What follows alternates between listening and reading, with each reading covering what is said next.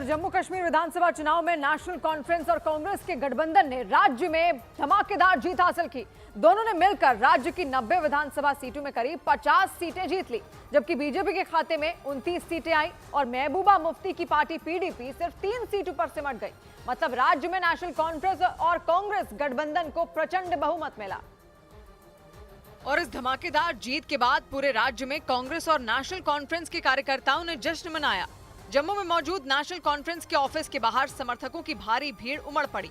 हाथों में पार्टी का झंडा लेकर लोग नाचते दिखाई दिए।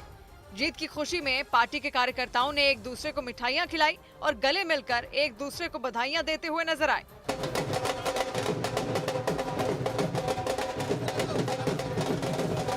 इसी तरह अनंतनाग जिले में भी जीत की खुशी में बड़ी संख्या में नेशनल कॉन्फ्रेंस और कांग्रेस के कार्यकर्ता सड़कों पर उतर आए। हाथों में अपनी अपनी पार्टी का झंडा लेकर लोगों ने वहां जमकर नारेबाजी की। सड़क पर भीड़ जुटने की वजह से वहां जाम जैसे हालात बन गए। उस दौरान वहां मौजूद कुछ पुलिस वाले जीत का जश्न मना रहे लोगों को सड़क से हटाने की भी कोशिश करते नजर आए।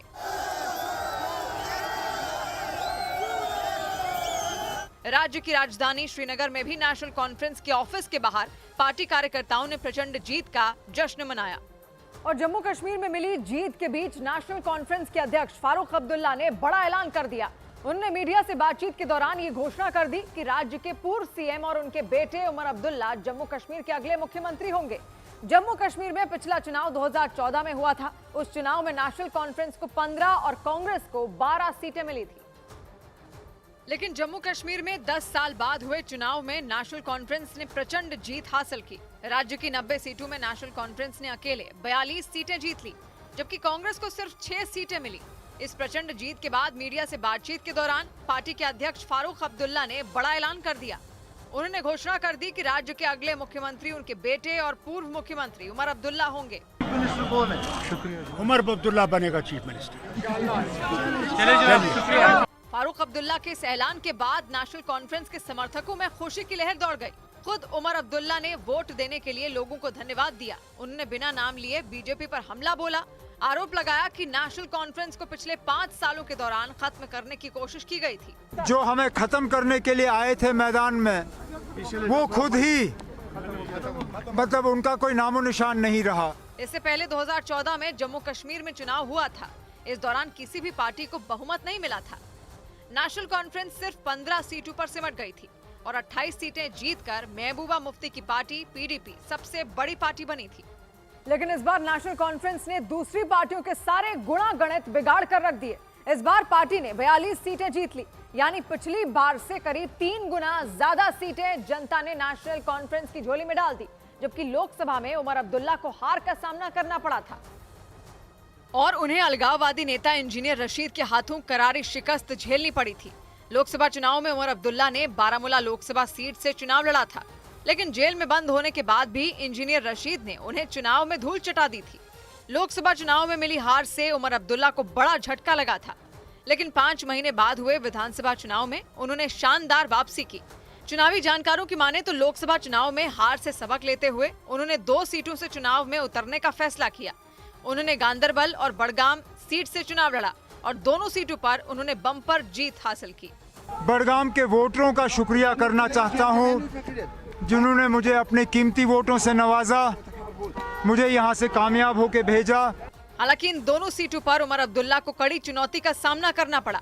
गांदरबल और बड़गाम सीट पर बीजेपी ने अपने उम्मीदवार नहीं उतारे थे, लेकिन उसने दूसरे उम्मीदवारों को समर्थन देकर चुनाव को दिलचस्प बना दिया था। अंदाजा भी ये लगाया जा रहा था कि उमर अब्दुल्ला की राह आसान नहीं होगी, लेकिन जब नतीजे आए तो दोनों ही सीटों पर उमर अब्दुल्ला ने बम्पर जीत हासिल की। लेकिन जम्मू कश्मीर विधानसभा चुनाव में महबूबा मुफ्ती की पार्टी पीडीपी को करारा झटका लगा। महबूबा मुफ्ती की बेटी इल्तिजा मुफ्ती पीडीपी का गढ़ माने जाने वाली श्री गुफवारा बिजबेहरा सीट से चुनाव हार गई। इल्तिजा को उस वक्त चर्चा में वो आई जब 2019 में आर्टिकल 370 को रद्द किए जाने के बाद उनकी मां महबूबा मुफ्ती को हिरासत में लिया गया था। हालांकि इस विधानसभा चुनाव में उनकी मां महबूबा मुफ्ती ने हिस्सा नहीं लिया और उन्होंने अपनी जगह इल्तिजा मुफ्ती को शिगुफवारा बिजबेहरा सीट चुनावी मैदान में उतारा था। ये सीट पीडीपी की पारंपरिक सीट मानी जाती है।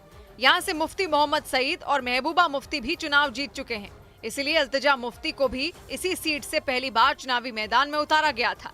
चुनाव में 37 साल की इल्तिजा पार्टी का चेहरा थी। उन्होंने अपनी सीट पर जोर शोर से प्रचार भी किया था, लेकिन पूरी ताकत लगने के बाद भी उन्हें हार का सामना करना पड़ा। अंतिम नतीजे आने से पहले ही सोशल मीडिया पर इल्तिजा ने बयान जारी कर हार स्वीकार कर ली। चुनाव में न सिर्फ इल्तिजा मुफ्ती को हार मिली, बल्कि पूरी पीडीपी 3 सीटों पर सिमट गई। इस हार के बाद महबूबा मुफ्ती ने नेशनल कॉन्फ्रेंस और कांग्रेस के गठबंधन को जीत की बधाई दी। मुझे इस बात की खुशी है कि जिस तरह से लोगों ने वोट किया एक स्टेबल गवर्नमेंट के लिए, तो जो इसमें गड़बड़ करने का कोई चांस नहीं है। अब शिगुफवारा बिजबेहरा विधानसभा सीट अनंतनाग राजौरी लोकसभा क्षेत्र में आती है। 1999 से ये सीट पीडीपी का गढ़ रही है, लेकिन इस विधानसभा चुनाव में पीडीपी अपनी पारंपरिक सीट बचाने में कामयाब नहीं हो सकी।